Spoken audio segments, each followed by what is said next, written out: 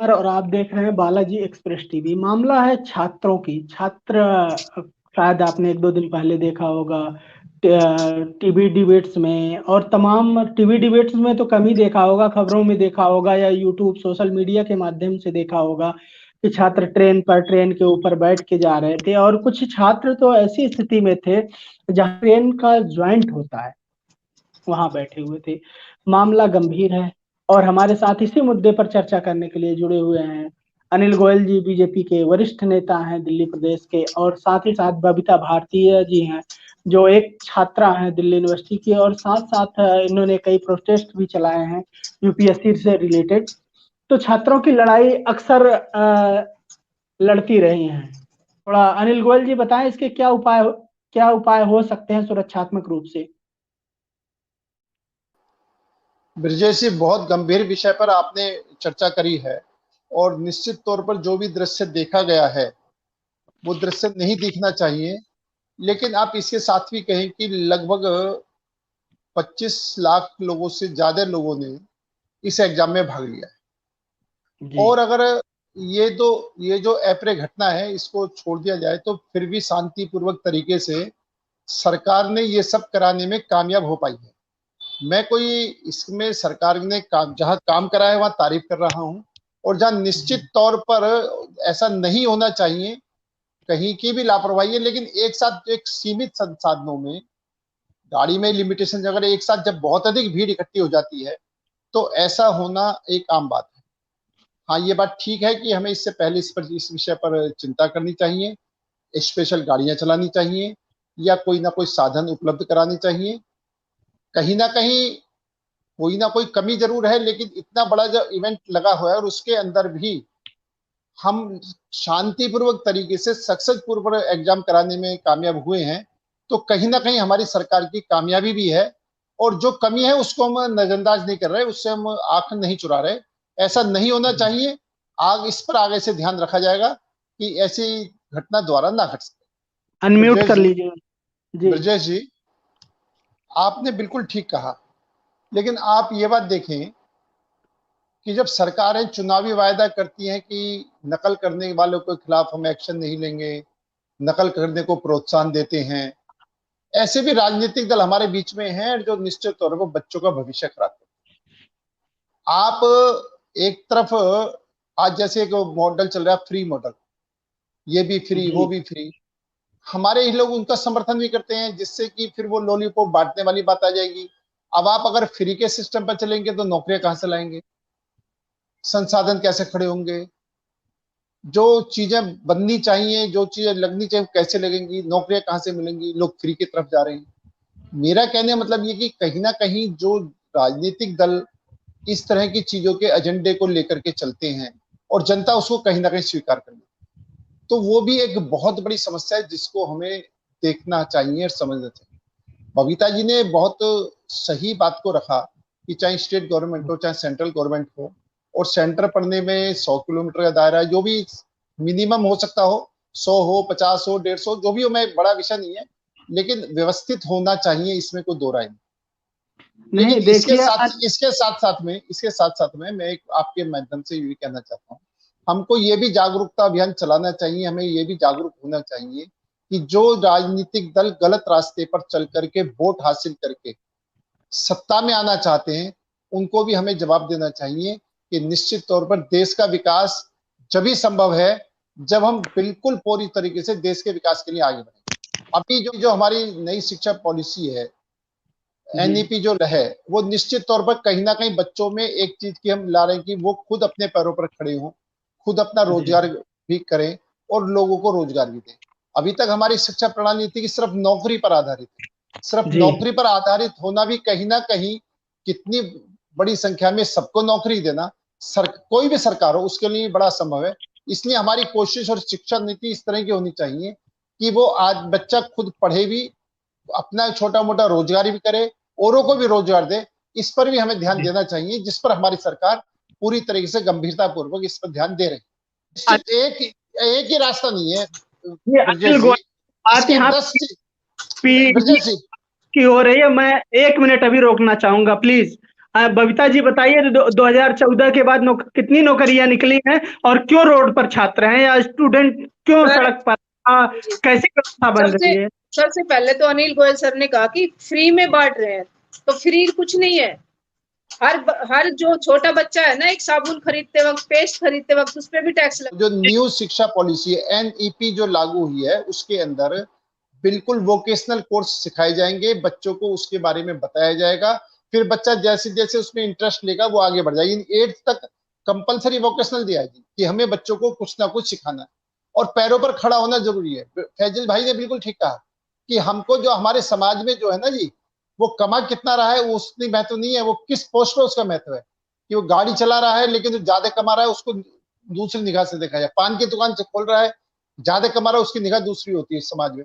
समाज को अपनी निगाह बदलनी पड़ेगी, समाज को भी ये सोचना पड़ेगा कि कोई भी व्यक्ति कुछ भी काम करे, काम कोई छोटा नहीं है, काम काम है और वो सबकी आवश्यकता है। पान वाले की भी आवश्यकता है, ड्राइवर की भी आवश्यकता है, पेंटर की भी आवश्यकता है, बिजली वाले की भी आवश्यकता है, राजमिस्त्री की आवश्यकता है। ये नहीं होंगे तो चीज। अनिल गोयल जी, हंगर इंडेक्स पर क्या कहना चाहेंगे आप? थोड़ा हमें प्रकाश ही डाल दीजिए एक मुद्दे पर, इस मुद्दे पर।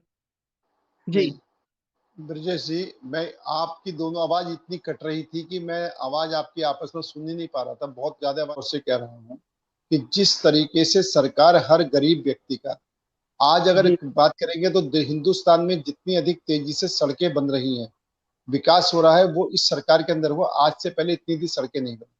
आज रेलवे स्टेशनों के अंदर जो इतना आधुनिकरण हो रहा है, इससे पहले कभी नहीं हुआ। आज जिस तरीके से रक्षा सामग्री बन रही है, विदेशों में निर्यात हो रही है, आज तक नहीं। जिस तरीके से हिंदुस्तान के अंदर निवेश आ रहा है, बाहर के लोग पैसा इन्वेस्टमेंट कर रहे हैं, और इस कोरोना काल के बावजूद भी देश तरक्की के रास्ते पे चल रहा है। ये आप अपने आप में बहुत बड़ी उपलब्धि है।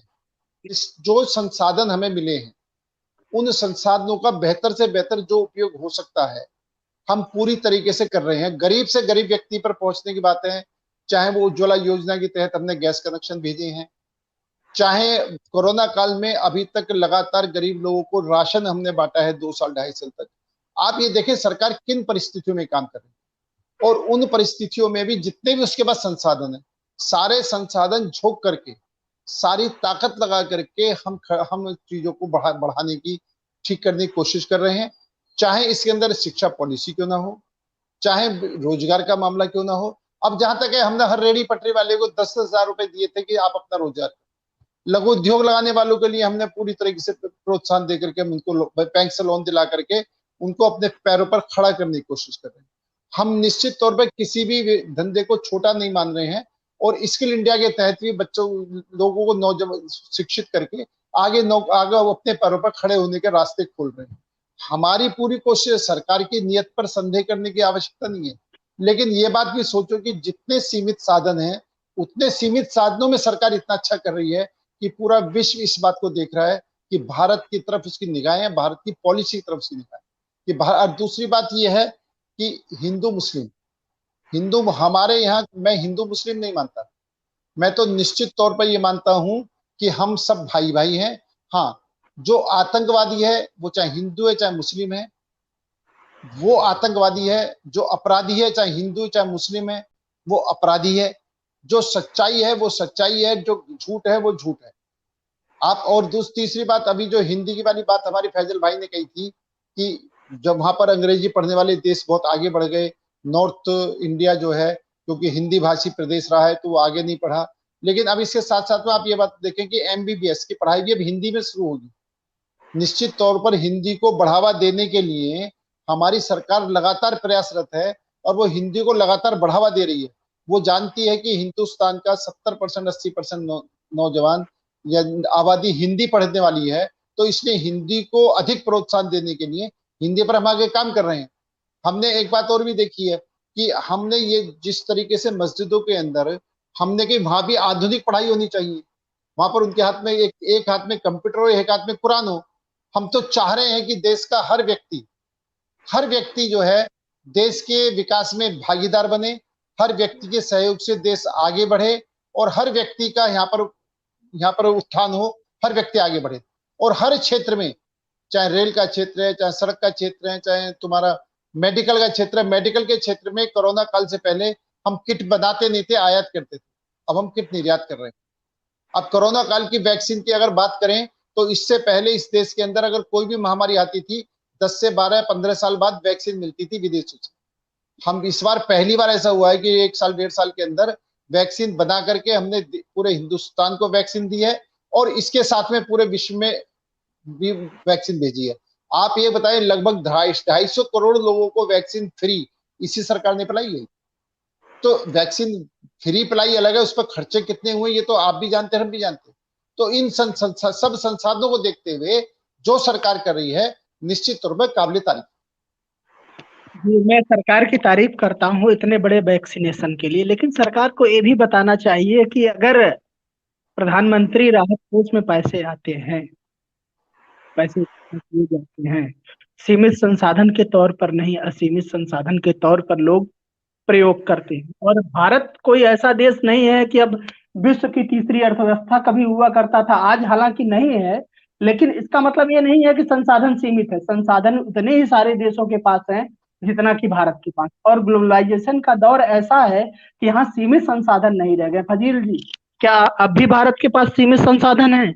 जहाँ रक्षा मामलों में, व्यापार में, हर जगह भारत की कीर्ति बोल रही है, जैसा कि आप कह रहे हैं। हम एक उभरती हुई अर्थव्यवस्था है भारत। तो आज तो हम वैक्सीन फ्री दिए, सही बात है, आपको बहुत बधाई इसके लिए। लेकिन आजादी के बाद से कभी भी देश पर कोई महामारी आई, प्लेग आया, टीबी आया, तो कितनी महामारी आई, तो कब सरकार ने पैसा लेके वैक्सीन दिया? किस सरकार ने पैसा लेके वैक्सीन दिया?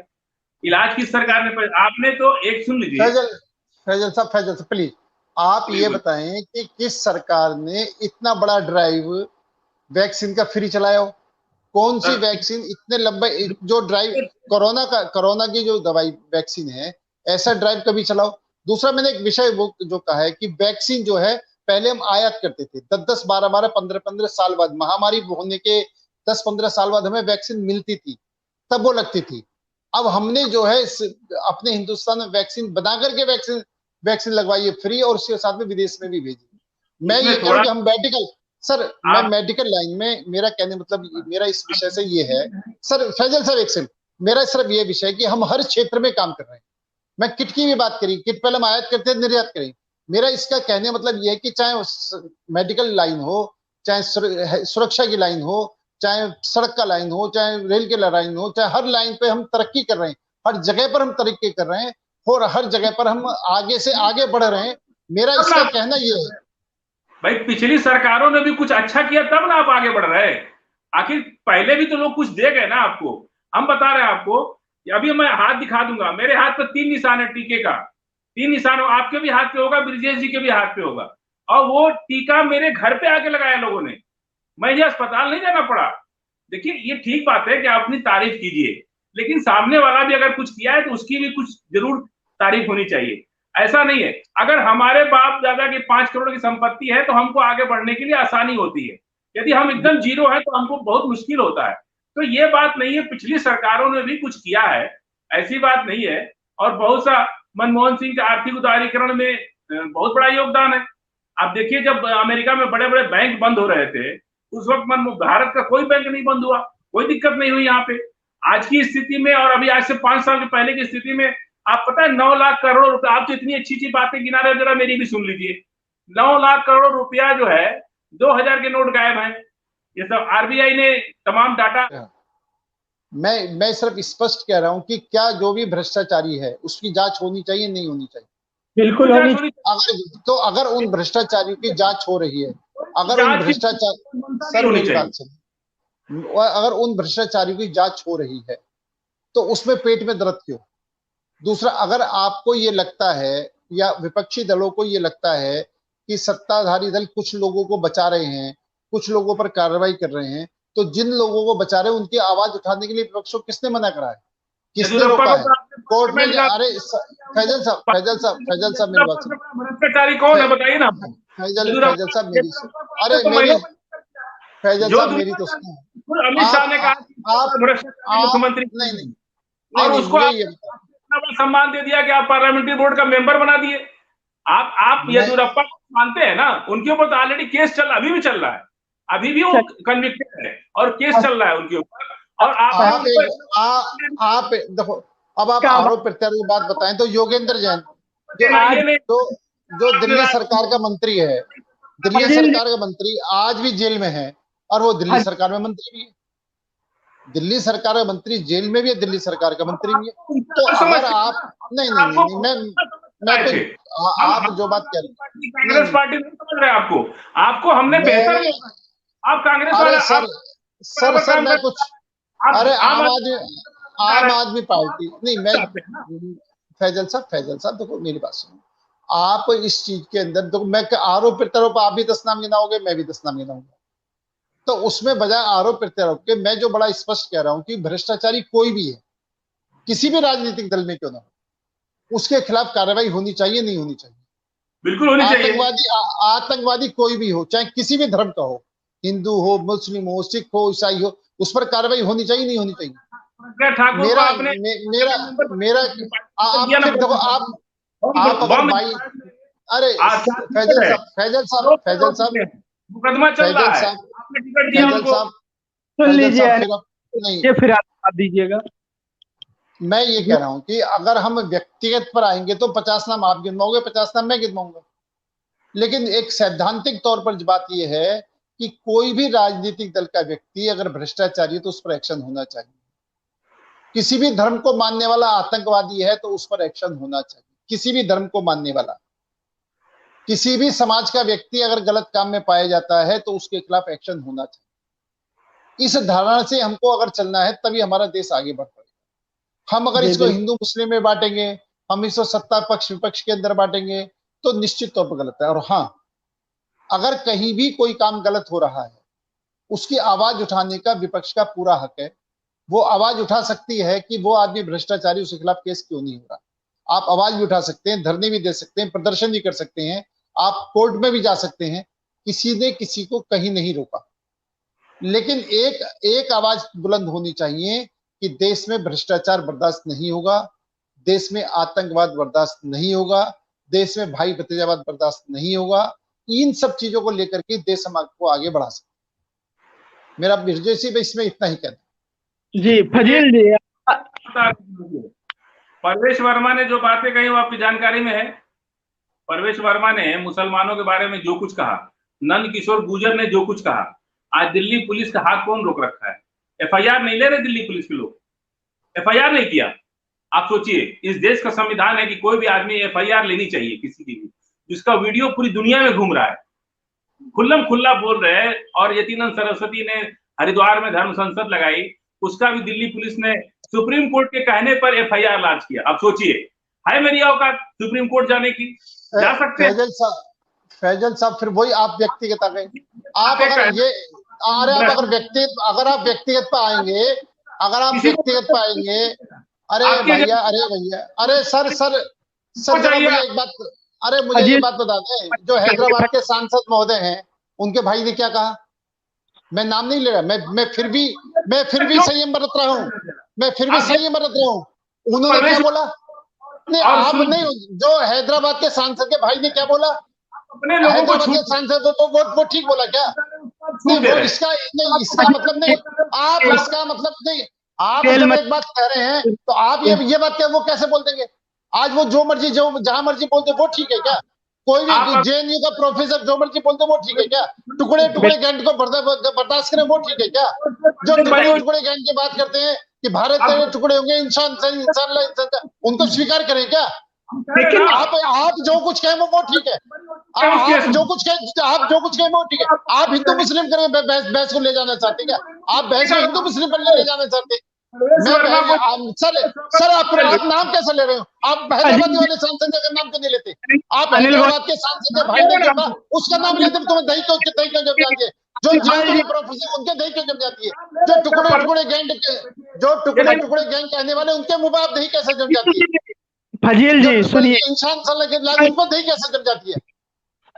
अनिल गोयल जी, डिबेट को डिटेल नहीं किया जाए, मामले को फजील जी का भी कहना है, आपका भी कहना है कि मुद्दे को बैठ के सुलझाया जाए। और बेरोजगारी, महंगाई, भ्रष्टाचार, ये ऐसे मुद्दे हैं जिस पर ऐसा नहीं है कि रोक नहीं लगाई जा सकती। और ऐसा भी देख सकते हैं कुछ न कुछ योगदान हम लोगों का भी है डिबेट को डिरेल करने का या मुद्दों से भटकाने का। क्योंकि अगर पक्ष काम नहीं कर रहा है, इसका मतलब ये नहीं है कि विपक्ष काम कर रहा है। अगर विपक्ष भी सही हो तो शायद देश की स्थिति और बेहतर हो, देश दुर्गति की तरफ में जाए। तो आज के लिए फजील जी आपका धन्यवाद, अनिल गोयल जी आपका धन्यवाद आज की डिबेट के लिए, आज समय दिया आप लोगों ने, धन्यवाद, शुक्रिया। गोयल जी आपको बहुत अच्छा